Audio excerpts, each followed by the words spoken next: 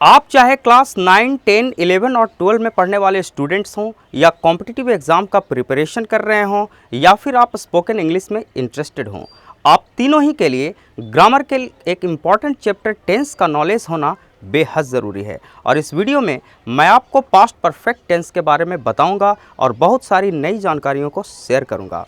इसलिए ये वीडियो आपके लिए काफ़ी इंटरेस्टिंग और इन्फॉर्मेटिव प्रूव होने वाला है। इसलिए आपको इस वीडियो को अटेंटिवली और एंड तक ज़रूर देखना चाहिए।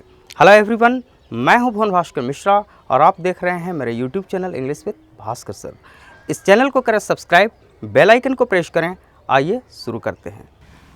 Past perfect tense. सबसे पहले जानते हैं कि पास्ट परफेक्ट टेंस के सेंटेंसेस से क्या पता चलता है।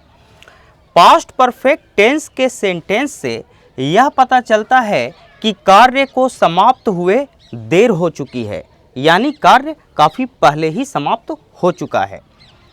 अब दूसरी बात ये कि हम कैसे पहचानेंगे कि कोई भी वाक्य पास्ट परफेक्ट टेंस का है। तो पहचान, वाक्य के अंत में लगा रहता है चुका था, चुकी थी, चुके थे, या फिर या था, ये थी, ये थे, एटसेट्रा। यानी जब इस तरीके का चुका था, चुकी थी, चुके थे या था, ये थी, ये थे लगा रहे तो हम ये समझेंगे कि ये वाक्य पास्ट परफेक्ट टेंस का है। अब पॉजिटिव सेंटेंस को देखें। पॉजिटिव सेंटेंस यानी सकारात्मक वाक्य। अब सकारात्मक वाक्य का जो स्ट्रक्चर है वो है सब्जेक्ट। सबसे पहले सब्जेक्ट, उसके बाद हैड लगाएंगे। हर तरह के सब्जेक्ट के साथ सिर्फ हैड ही आएगा, प्लस वर्ब का थर्ड फॉर्म यानी पास्ट पार्टिसिपल फॉर्म आएगा, तीसरा रूप, प्लस ऑब्जेक्ट। लास्ट में ऑब्जेक्ट को रखेंगे। अब आप दो चीज़ों पे विशेष रूप से ध्यान दें। जो फर्स्ट है वो है नोट 1। नोट 1 में देखें, इस टेंस के वाक्यों में प्रायः दो कार्यों का वर्णन होता है। यानी पास्ट परफेक्ट टेंस में दो कार्य होते हैं, दो तरह के कार्य। एक कार्य दूसरे कार्य से पहले पूर्ण रूप से समाप्त हो जाता है, और जब दो कार्य होते हैं तो उसमें पहला जो कार्य है वो दूसरे कार्य से पहले समाप्त हो जाता है, पूर्ण रूप से समाप्त हो जाता है। ठीक है, किंतु दोनों ही कार्य भूतकाल में अथवा बीते हुए समय में समाप्त हो जाते हैं। यानी इस टेंस में दो कार्य होते हैं, दो एक्शंस होते हैं। पहला जो एक्शन है वो दूसरे एक्शन से पूर्ण रूप से पहले समाप्त हो जाता है, लेकिन दोनों ही कार्य पास्ट यानी भूतकाल में ही समाप्त हो जाते हैं। नोट 2, पहले समाप्त होने वाले कार्य या क्रिया के लिए, यानी जो कार्य पहले समाप्त हो जाए, पहले फिनिश हो जाए, उसके लिए पास्ट परफेक्ट टेंस का यूज होगा। पहले समाप्त होने वाले के लिए पास्ट परफेक्ट टेंस का, और बाद में समाप्त होने वाले कार्य के लिए, जो कार्य बाद में समाप्त होगा, उसके लिए पास्ट इंडेफिनिट टेंस का यूज होगा। एग्जाम्पल सेंटेंस देखें। फर्स्ट एग्जाम्पल सेंटेंस, मेरे आने के पहले राम जा चुका था। अब यहाँ ध्यान दीजिए, दो काम हो रहा है इस सेंटेंस में। एक है मेरा आना और दूसरा है राम का जाना। और ये के पहले, ये जो के पहले आ रहा है वो दोनों को जोड़ रहा है। यानी फर्स्ट जो एक्शन है, फर्स्ट कार्य है मेरा आना और दूसरा है राम का जाना। अब यहाँ ध्यान दीजिए कि कौन सा कार्य पहले हो रहा है। मेरे आने के पहले राम जा चुका था, यानी राम जा चुका था और उसके बाद मैं आया, यानी मेरे आने से पहले ही वह जा चुका था। तो जो कार्य पहले हुआ यानी राम का जाना, ये काम पहले हुआ क्योंकि मेरे आने से पहले राम जा चुका था। तो इस कार्य के लिए पास्ट परफेक्ट टेंस का इस्तेमाल होगा, यानी जो काम पहले होता है उसके लिए पास्ट परफेक्ट। और चूंकि मेरे आने का जो काम हुआ वो बाद में हुआ, इसलिए बाद में होने वाले के लिए पास्ट इंडेफिनिट टेंस का इस्तेमाल होता है। और दोनों ही को जोड़ने के लिए बिफोर यानी के पहले के लिए बिफोर का इस्तेमाल हम करते हैं। अब आइए इसके ट्रांसलेशन को देखें। मेरे आने के पहले राम जा चुका था। अब राम जा चुका था का जो होगा वो राम हैड गोन, क्योंकि subject plus had plus V3 का इस्तेमाल हम करते हैं, यानी वर्ब का थर्ड फॉर्म। तो यहाँ subject plus had plus V3 यानी राम हैड गोन, इसका बनाया राम जा चुका था। उसके बाद बिफोर का इस्तेमाल किया। उसके बाद मेरा आना, मैं आया, I came, subject plus V2, past indefinite tense का इस्तेमाल किए। इस तरीके से सेंटेंस को बनाते हैं, Ram had gone before I came. अब यहाँ देखिए, पुलिस के आने के पहले चोर भाग चुका था। पुलिस के आने के पहले चोर भाग चुका था, यानी यहाँ है पुलिस का आना और चोर का भाग जाना, तो चोर तो पहले भाग चुका था, इसलिए इसके लिए पास्ट परफेक्ट का इस्तेमाल होगा।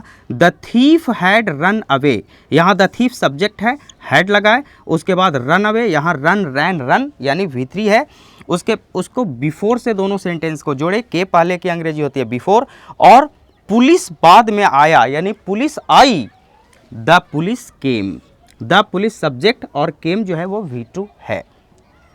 डॉक्टर के आने के पहले रोगी मर चुका था, द पेशेंट हैड डाइड, यानी डॉक्टर के आने के पहले ही वो मर चुका था रोगी, तो the patient had died before the doctor केम। मेरे स्टेशन पहुंचने के या से पहले गाड़ी खुल चुकी थी, यानी गाड़ी पहले खुल चुकी थी और मैं स्टेशन बाद में पहुंचा, यानी गाड़ी खुलने का काम पहले हुआ। तो द ट्रेन उसके बाद हैड लगाए, the train had started, the train had started यानी ट्रेन खुल चुकी थी, before I reached the station, मेरे स्टेशन पहुंचने से पहले। नोट, यहाँ जो ध्यान देने वाली बात है वो ये है, नोट ए, सेंटेंस में बिफोर का यूज होने पर पास्ट परफेक्ट टेंस का प्रयोग पहले होता है। अभी आपने देखा के पहले का इस्तेमाल हुआ, यानी डॉक्टर के आने के पहले रोगी मर चुका था, तो हर जगह के पहले यानी बिफोर का इस्तेमाल हुआ। तो जब सेंटेंस में बिफोर का इस्तेमाल होगा, बिफोर शब्द का यूज होगा, तो पास्ट परफेक्ट टेंस का प्रयोग पहले होता है, यानी पास्ट परफेक्ट टेंस को हम सेंटेंस में पहले रखते हैं फर्स्ट पोजीशन पे, और पास्ट इंडेफिनिट का सेकंड पोजीशन पे सेंटेंस में।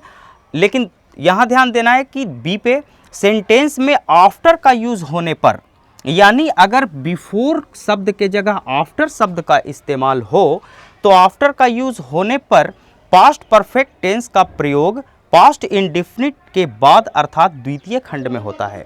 यानी जब सेंटेंस में आफ्टर शब्द का इस्तेमाल होगा, यानी राम के आने के बाद मैंने खाना खाया, राम के आने के बाद मैंने खाना खाया, यानी यहाँ भी दो कार्य हो रहा है, एक राम का आना और दूसरा खाना खाना, लेकिन इसमें के पहले की जगह के बाद का इस्तेमाल हो रहा है। ऐसे सेंटेंसेस में ट्रांसलेट तो उसी तरीके से करेंगे, लेकिन पास्ट परफेक्ट टेंस का जो प्रयोग होगा वो बाद में होगा और पास्ट इंडेफिनिट का पहले होगा।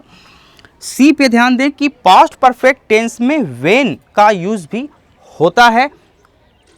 एग्जाम्पल सेंटेंस देखें। फर्स्ट, भोजन करने के बाद मैं सो गया था। अब ध्यान से इस सेंटेंस को समझिए। भोजन करने के बाद मैं सो गया था, यहाँ दो कार्य हो रहा है। पहला जो है फर्स्ट भोजन का करना और दूसरा है मेरा सो जाना। अब यहाँ कौन सा कार्य पहले हो रहा है? भोजन करने के बाद मैं सो गया था, यानी पहले भोजन करने का काम हुआ, सोने का काम बाद में हुआ। अब यहाँ देख रहे हैं कि के पहले शब्द नहीं आ रहा है बल्कि के बाद आ रहा है, यानी भोजन करने के बाद मैं सो गया था, यानी पहले मैंने भोजन किया बाद में मैं सोया। ये है पार्ट 1, ये है पार्ट 2।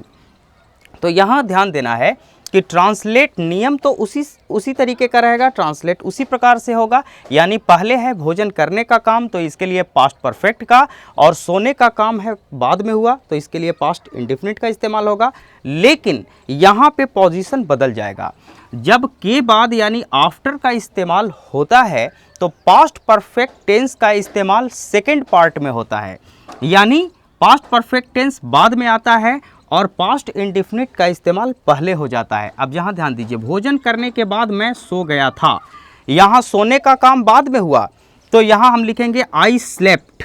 आई स्लेप्ट यानी subject plus V2 past indefinite का इस्तेमाल हुआ।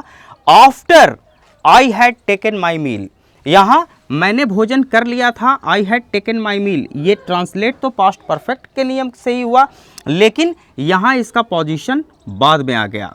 आई slept after I had taken my meal, यानी भोजन करने के बाद मैं सो गया था। सबसे पहले पास्ट इंडेफिनिट का इस्तेमाल करेंगे, बाद में पास्ट परफेक्ट का इस्तेमाल करेंगे आफ्टर के बाद। यहाँ देखें, चोरों के भागने के बाद पुलिस आई, चोरों के भागने के बाद पुलिस आई। द पुलिस केम, यानी पुलिस का आना बाद में हुआ, चोर पहले भाग गए, तो यहाँ चूंकि पुलिस बाद में आई तो the police came, the police subject हुआ, केम V2 हुआ, आफ्टर शब्द का इस्तेमाल हुआ, और उसके बाद चोर पहले भाग चुके थे तो the thieves had run away, the thieves had run away, यानी सेंटेंस उसी प्रकार से है लेकिन सिर्फ पास्ट इंडिफिनिट का इस्तेमाल पहले और पास्ट परफेक्ट का इस्तेमाल बाद में हो रहा है। तुम्हारे आने के बाद मैं घर गया, I went home after you had come. ध्यान से इन सेंटेंसेस को आप अभ्यास करें कि तुम्हारे आने के बाद मैं घर गया, I went home after you had come. Fourth sentence देखें, जब मैं स्कूल पहुंचा तो घंटी बज चुकी थी। यानी ऐसे सेंटेंसेस में जब यानी वेन का इस्तेमाल भी होता है, बिफोर का इस्तेमाल होता है, आफ्टर का इस्तेमाल होता है और वेन शब्द का भी इस्तेमाल होता है। जब मैं स्कूल पहुंचा तो घंटी बज चुकी थी। When I reached school the bell had gone. Note, यहाँ जो ध्यान देने वाली बात है वो ये कि कभी कभी ऐसे सेंटेंस के दो भाग नहीं होते, यानी दो एक्शंस नहीं होते, लेकिन प्रसंग यानी कॉन्टेक्स्ट से स्पष्ट हो जाता है कि अमुक कार्य दूसरे कार्य के बहुत पहले समाप्त हो चुका था। कभी कभी सेंटेंस ऐसा रहता है कि उसमें दो कार्य नहीं होते कि एक कार्य पहले हुआ दूसरा कार्य उसके बाद हुआ, लेकिन सेंटेंस को पढ़ने से ये पता चल जाता है कि जो कार्य है वो बहुत पहले यानी दूसरे कार्य से पहले हो गया था। ऐसे सेंटेंस में दूसरा कार्य जो है वो साइलेंट यानी लुप्त रहता है, दूसरा कार्य अंडरस्टूड रहता है। एग्जाम्पल देखें, राहुल अपना कार्य पहले ही कर लिया था, यानी कोई काम होने से पहले ही कर लिया था। Rahul had already completed his work. Rahul had already completed his work. वह बहुत पहले पहुंच चुकी थी। She had reached. यहाँ देखिए हैड का इस्तेमाल हर जगह हो रहा है, लेकिन यहाँ पास्ट इंडिफिनिट का इस्तेमाल नहीं हो रहा है, क्योंकि ऐसे सेंटेंसेस को पढ़ने से पता चलता है कि ये काम किसी दूसरे कार्य से पहले हो गया था। जैसे वह बहुत पहले ही पहुंच चुकी थी, she had reached much earlier. Note, अब यहाँ जो सबसे ज़रूरी चीज़ है जो आपको ध्यान देना है वो ये कि पास्ट परफेक्ट टेंस का यूज वाक्य में अकेले यानी सिर्फ एक कार्य के लिए नहीं होता है।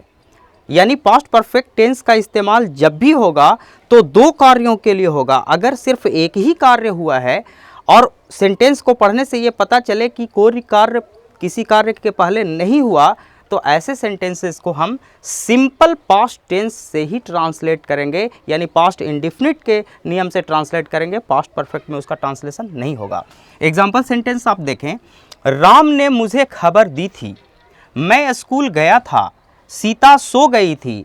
ऐसे वाक्यों के पढ़ने से ये कभी पता नहीं चलता कि ये कार्य दूसरे कार्य के पहले हुआ था, यानी ये सिंगल सेंटेंस है और इसके पढ़ने से पता चलता है कि सिर्फ एक ही कार्य हुआ था। इसलिए ऐसे सेंटेंसेस को हम सिंपल पास्ट से ट्रांसलेट करते हैं। जैसे राम इन्फॉर्म्ड मी, मैं स्कूल गया था, I went to school. Sita सो गई थी, सीता स्लेप्ट।